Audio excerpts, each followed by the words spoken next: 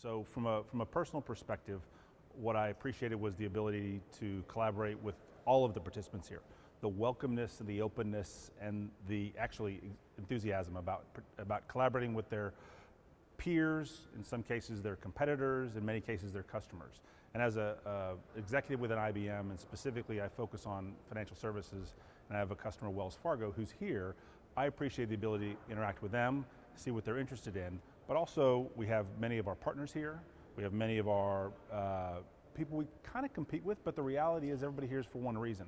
And the reason is, how can we improve, evolve, and transform banking for the benefit of our customers and for the benefit of the overall industry. And so one of my huge takeaways from this is this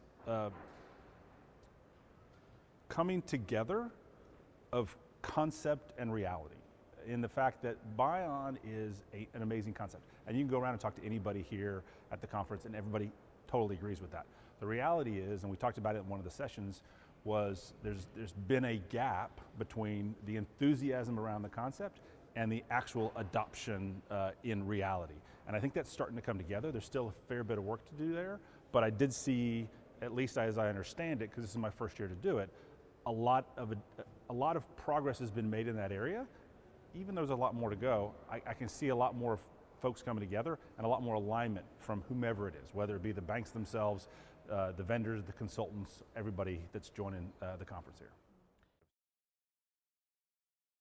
The gap between concept and reality, I've thought about that a lot.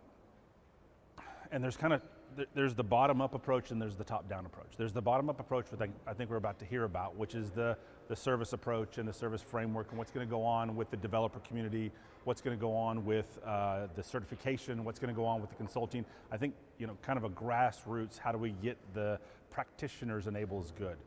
What I'm also interested to hear, though, is how do you win the hearts and the minds of the executives that own the money and make these decisions? And I think that's one of the big challenges, because the way I look at it is, anybody who's going to make this kind of transformation, it doesn't happen in 1 year, it doesn't happen in 2 years, it happens over a series of years. And the challenge you've got is how many people, how many companies, how many executives actually do a return on investment over 5 years, much less 3 or 4.